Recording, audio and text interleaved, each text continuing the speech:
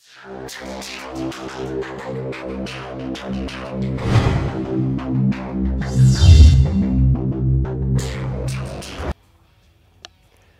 guys, welcome back to Elite Dangerous with Digi Does Gaming. Now, when last we left off on our episode 0 introduction, we were heading to and had arrived at COL 285 Sector MN-C B28-5. And that is where we're at right now.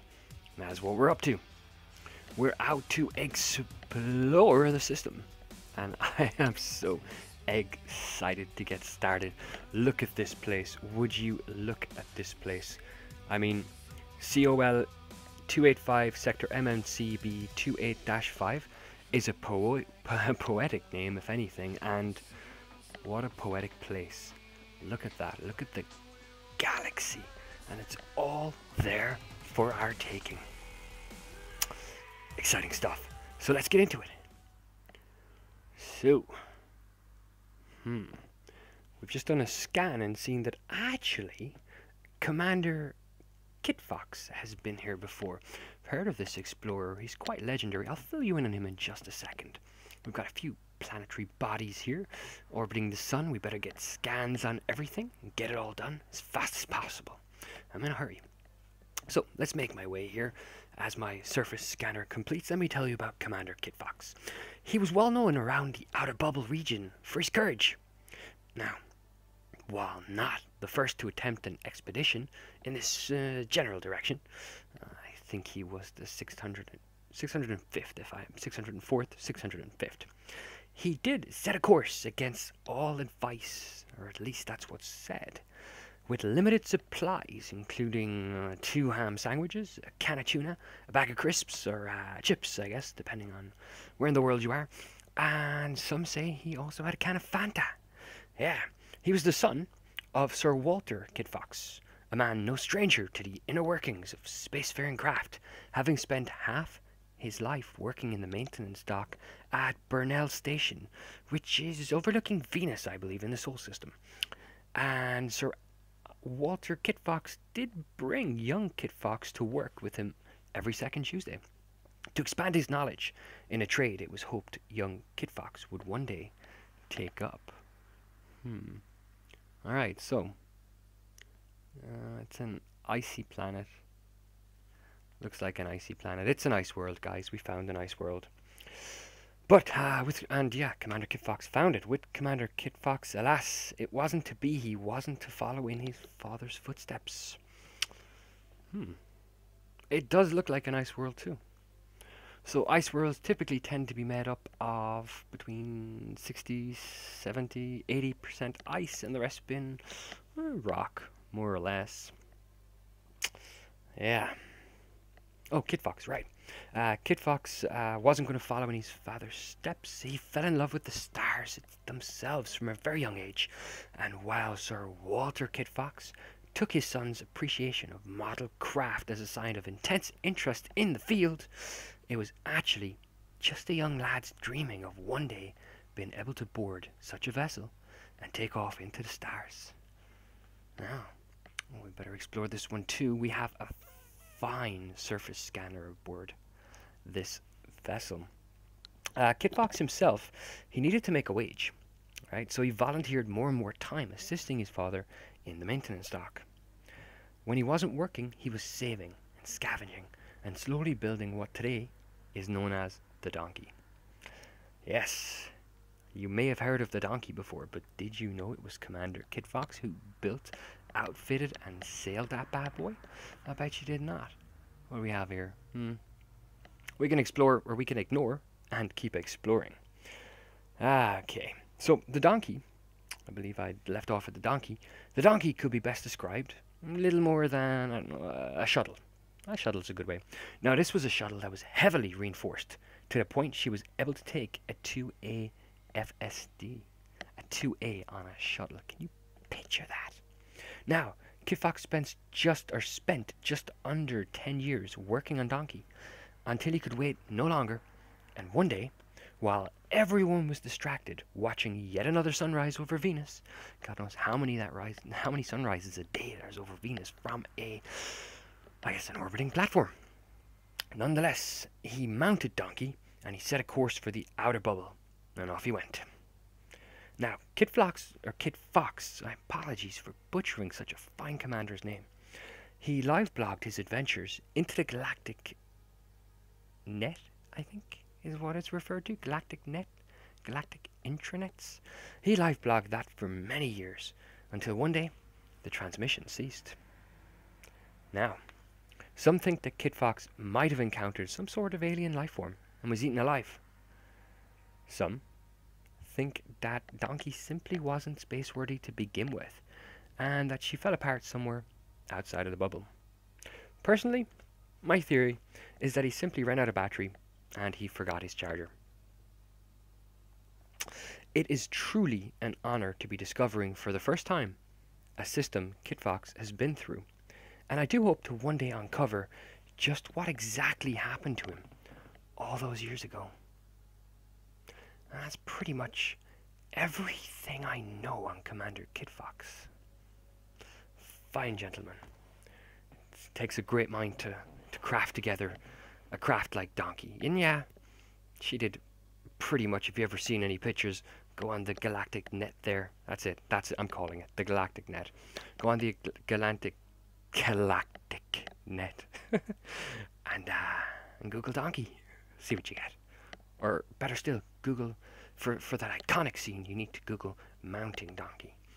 Anywho, moving on around another ice world, because as exciting as ice worlds are, there are a lot of ice worlds in this system. So here we are setting a course for, well, an ice world. An ice world made up of probably between 60 and 80% of ice, 20% rock. Exciting stuff out here. Truly, truly exciting. So exciting, in fact, I like to stop looking at the ice worlds for just a few moments and just take in the sights. Now, you notice that the orbital lines are enabled. I've not disabled them because I'm relatively new to the game and I consider these my training wheels. So you'll just have to get over that. I'm sorry, but I need my training wheels. With such a voyage ahead and limited supplies, the last thing I need is to be bumping off gravity wells. So, yeah, exciting, ice bodies. But, in addition to ice bodies, there's also what appeared to be a gas giant right at the outer edges. Now, let me tell you, one episode in, space is a lonely place. And this is a lonely bridge. Very lonely. Just looking at those two unoccupied seats thinking, I wonder, was someone to join me in one of those seats, what would they do? I have no idea. Absolutely no idea whatsoever. And that's cool. So, ice world after ice world. After ice world. You can see, well, if you could see through my visor, you'd see the utter excitement on my face. Because, it's kind of lonely. But on my visor, utterly excitement. Excitement. The excitement was exciting. Because, yes, there's only ice so far. But it's my ice. It's my adventure. This is my first stop. And now we make our way towards the gas giant. The one thing other than the star, which I did scan, by the way, but the one thing other than the star might hold some excitement. Might look some bit different. Who knows? Well, we will soon. I mean, that's the plan.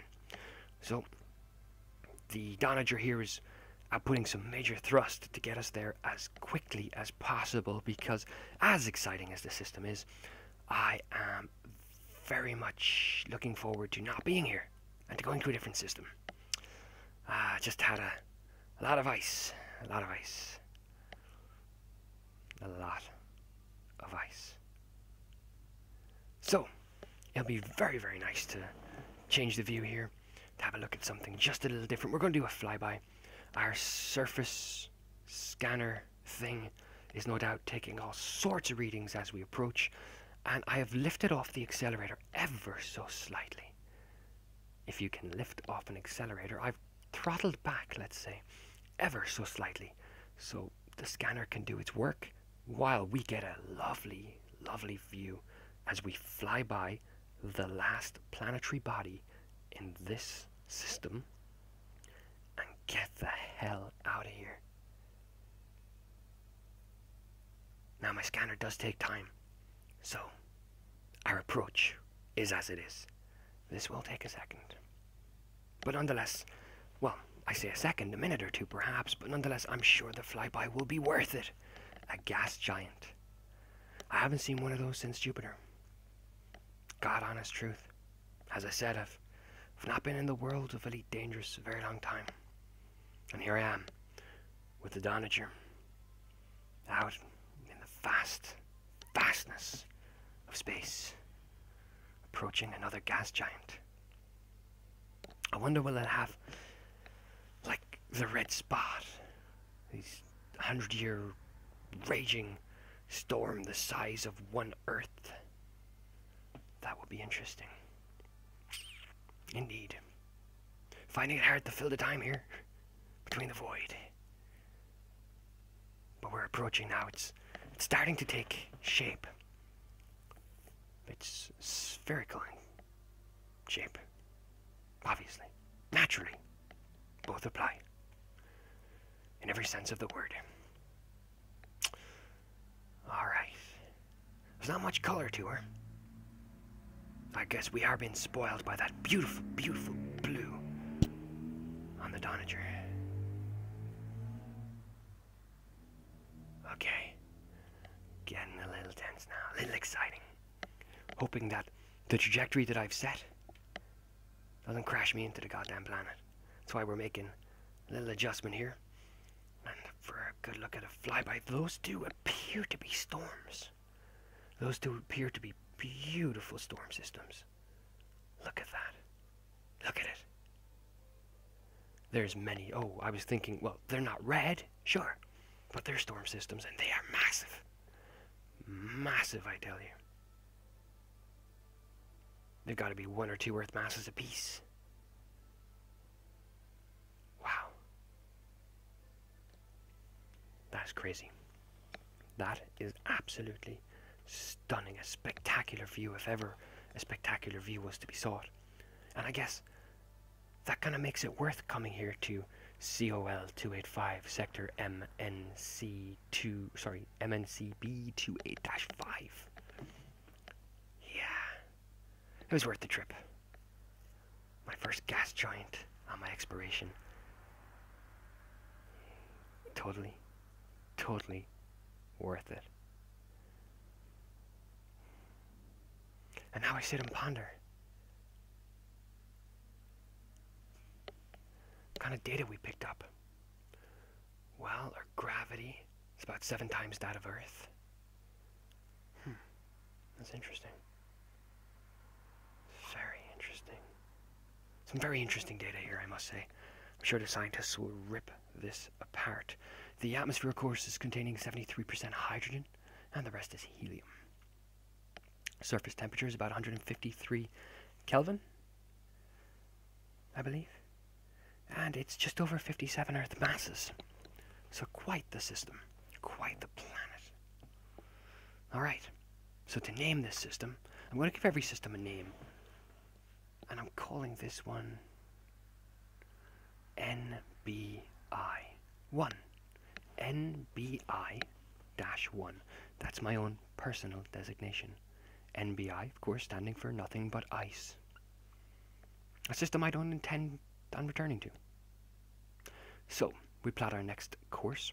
This stood out. This stood out quite a lot. Because it's got like a bluey star. I want to go see that. And after that, I'll probably plan like a 1,000 light year jump before I stop again. But we'll go check this one out for episode 2. My first bluey star. And then we'll see after that for episode 3 what looks interesting about 1,000 light years out. And we'll do them 1,000 light year jumps apiece. Here we go. Here we go.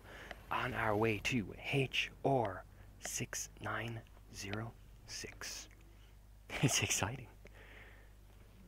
This is exciting, guys. I love traveling on the Danager. New bluey star system. I've never seen a blue star before, or a bluey star system. Ever. Here we go.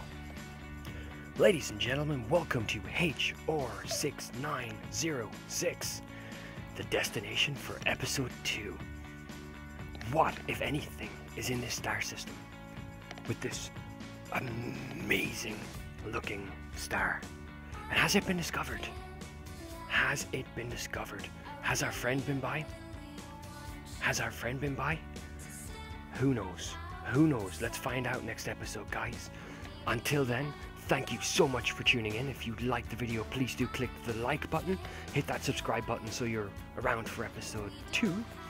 And until next time, take it easy. All the best.